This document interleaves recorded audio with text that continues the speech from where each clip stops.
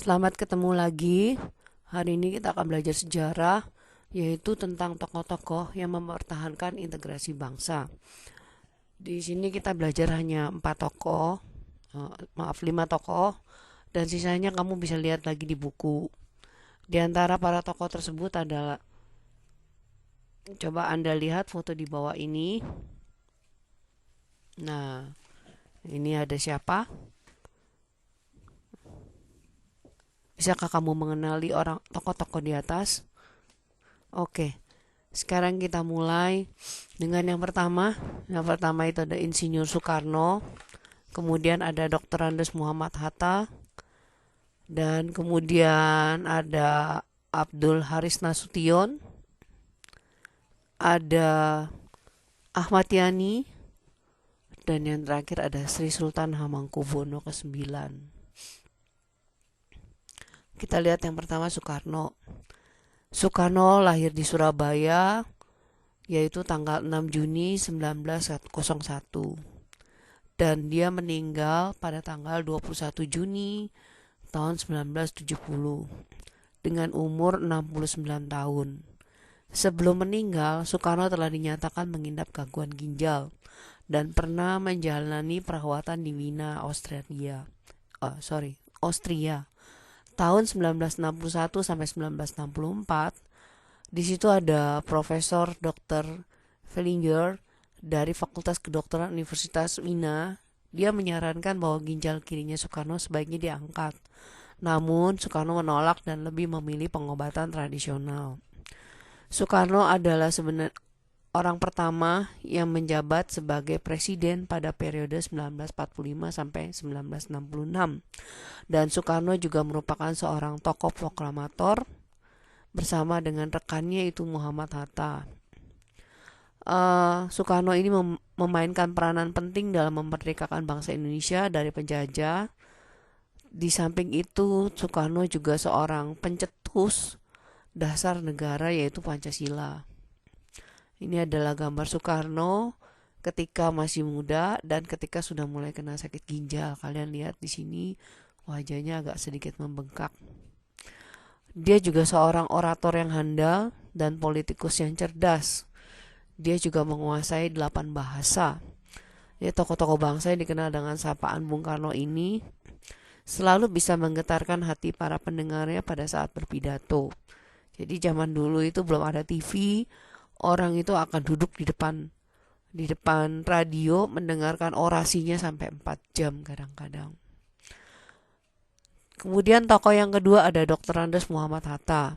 Muhammad Hatta ini adalah seorang tokoh proklamator juga, dan dia lahir di Bukit Tinggi tanggal 12 Agustus 1902. Lulus di Belanda, dan dia juga dikenal sebagai seorang aktivis organisator. Ya, hingga jadi seorang negarawan yang sering mendampingi Soekarno dalam perjuangan kemerdekaan Indonesia. Dia juga pernah menjabat sebagai Perdana Menteri dalam Kabinet Hatta I, Hatta II, dan dalam Republik Indonesia Serikat. Dia mundur dari jabatan Wakil Presiden pada tahun 1956 karena berselisih dengan Soekarno. Selama menjabat sebagai Wakil Presiden, Hatta juga aktif menulis dari berbagai ilmu mengenai koperasi. Peranannya tersebut membuat beliau dijuluki sebagai Bapak Koperasi. Nah, ini ada gambar Hatta, kalian bisa lihat di sini. Saya pernah ke rumahnya, memang itu latar belakangnya ada gambar buku. Beliau memang suka baca buku, jadi dalam satu ruangan itu buku semua. Dia meninggal di Jakarta tanggal 14 Maret 1980 pada umur 77 tahun. Setelah wafat, pemerintah memberikan gelar Pahlawan Proklamator kepada Bung Hatta tanggal 23 Oktober 1986. Kemudian ada tokoh yang ketiga, yaitu Abdul Haris Nasution, atau dia lahir di daerah Huta Bungkut, Kota Nopan, Mandailing, Natal, di Sumatera Utara pada tanggal 3 Desember 1918. Jenderal Besar TNI Purnawirawan Abdul Haris Nasution ini adalah seorang pahlawan nasional yang merupakan salah satu tokoh yang menjadi incaran dalam peristiwa G30 SPKI. Namun, yang menjadi korban justru adalah putrinya sendiri, yaitu Ade Irma Suryani Nasution, dan juga ajudannya, yaitu Kapten Sis Anumerta, yaitu Pierre Tendian atau Pierre Andreas Tendian. Abdul Haris Nasution ini juga merupakan konseptor dwifungsi ABRI. Jadi ABRI itu diberikan peranan dua. Yang pertama mengamankan negara, yang kedua juga berpartisipasi dalam politik di Indonesia. Tapi sekarang itu tidak boleh lagi. Jadi ABRI tidak boleh masuk ke dalam dunia politik kecuali dia sudah pensiun. Seperti yang dilakukan oleh anaknya Susilo Bambang Yudhoyono, beliau melakukan pensiun dini dan kemudian terjun ke dunia politik. Yang ia sampaikan pada tahun 1958 dan kemudian dipakai selama pemerintahan Presiden Soeharto. Pada 5 Oktober 1997, pada saat ulang tahun ABRI, bersama dengan Soeharto dan Sudirman, ia dianugerahi pangkat kehormatan Jenderal Besar. Ini ada gambarnya. Beliau hidupnya berumur panjang, jadi luput dari peristiwa G30 SPKI. Beliau umurnya sampai 81 tahun dan meninggal pada tanggal 6 September tahun 2000 setelah menderita stroke dan koma. Kemudian setelah meninggal, beliau dimakamkan di Taman Makam Pahlawan Kalibata di Jakarta Selatan. Berikutnya ada Ahmad Yani. Ahmad Yani ini lahir pada tanggal 19 Juni 1922. Ahmad Yani ini adalah seorang jenderal yang lahir di Jenar, Purworejo, Jawa Tengah, dan merupakan putri dari pasangan Sarjo bin Suharyo dan Muntini. Beliau adalah keluarga Wongsorejo yang bekerja di pabrik gula milik pengusaha Belanda. Tahun 1927 mereka kemudian merantau dari Purworejo ke Bogor, di mana ayahnya bekerja untuk seorang jenderal Belanda. Tahun 1947, lebih tepatnya 21 Juli sampai 5 Agustus, ketika terjadinya agresi militer Belanda yang pertama, Ahmad Yani telah diangkat sebagai komando TKR, yaitu Tentara Keamanan Rakyat pada saat itu, di Purworejo. Dengan pasukan Ahmad Yani yang juga berhasil menahan gerakan pasukan Belanda di daerah Pingit, ya. Dan dia berhasil ketika melakukan gerakan tersebut, namanya jadi melejit. Dan kemudian tahun 1963, pada usia yang relatif muda, Ahmad Yani ini diangkat menjadi Menteri Panglima Angkatan Darat untuk menggantikan Jenderal Abdul Haris Nasution. Kenapa? Karena pada saat itu Soekarno itu mulai mencanangkan program Nasakom, yaitu nasionalis, agama, dan komunis, yang ditentang oleh Jenderal Abdul Haris Nasution. Sementara Ahmad Yani kelihatannya lebih pro ke Soekarno, tapi sebenarnya Ahmad Yani juga tidak setuju dengan adanya komunisme pada saat itu. Sehingga Ahmad Yani masuk dalam daftar jenderal yang akan diculik. Kejadian penculikan itu terjadi pada tanggal 1 Oktober tahun 1965, yaitu dengan adanya gerakan G30S PKI yang menculik 7 orang jenderal Angkatan Darat dan sekitar 200 orang bersenjata mengepung rumah Ahmad Yani di Jalan Latuhar Ari nomor 6. Ahmad Yani itu waktu sebelum diculik nggak curiga, dia sempat marah karena dia diminta bertemu dengan Bapak Presiden.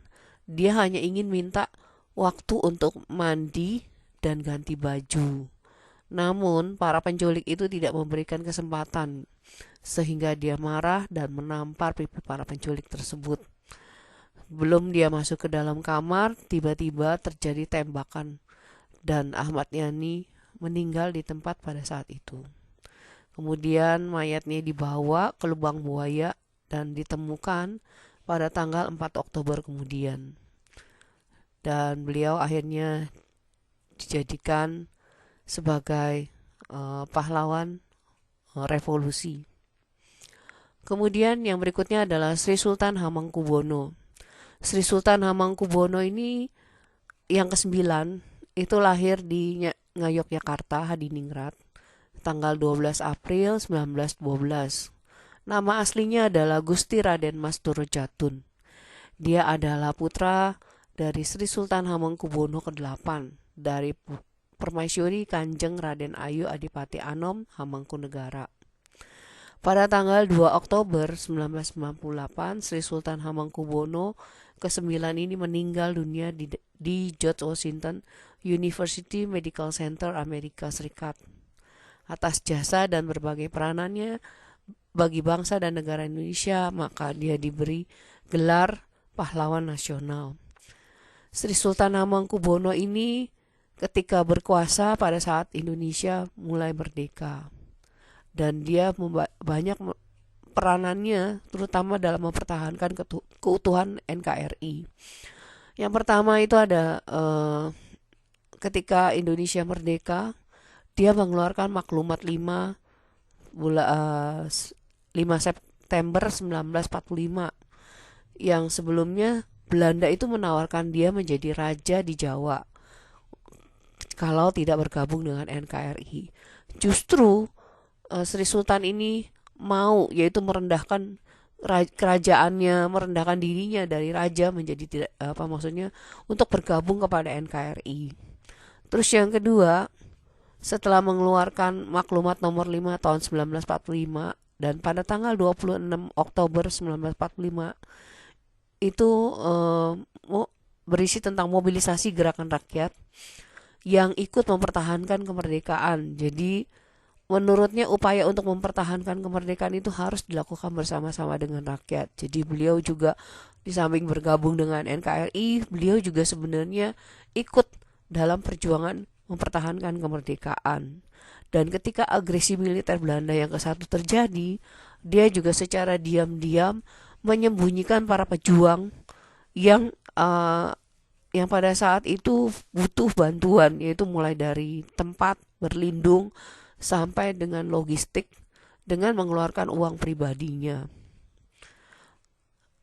Makanya sampai sekarang beliau menjadi gubernur. Kenapa? Karena beliau sebenarnya seorang raja di tempatnya sendiri. Jadi negara menghormati Sri Sultan Hamengkubuwono ke-9, ke-10 itu menjadi gubernur di daerah sekitar Jogja. Kenapa? Karena ini adalah sebenarnya dulunya adalah sebuah kerajaan dan masih berdaulat. Sampai di sini cerita saya tentang tokoh-tokoh disintegrasi nasional, dan Anda bisa baca di buku bab 1 belakang, yaitu bagian C-nya. Kalau ada pertanyaan silakan Anda boleh video call saya. Selamat pagi, selamat beraktivitas, sampai ketemu lagi.